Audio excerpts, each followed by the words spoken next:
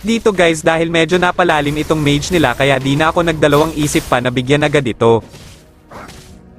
Uy, bagsak! At ito na maririnig ninyo guys pagtapos niya nakakasawa din maging legendary at napaiyak na ata yung 1-1 ng kalaban.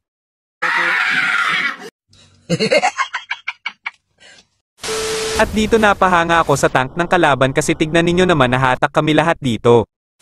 Pero bago yan dito muna tayo sa umpisa. At ipapakita ko sa inyo kung paano ang rotation ko dito pag gamit ko si Roger dito inuna ko muna ang blue buff ko at hindi na ako nakikipag-contest sa Repolyo. Nagpapa level 4 agad ako dito para sure ball na mapitas natin ang kalaban na makikita natin sa mapa. So yun lang guys, patapusin ninyo sana itong video na ito. Salamat.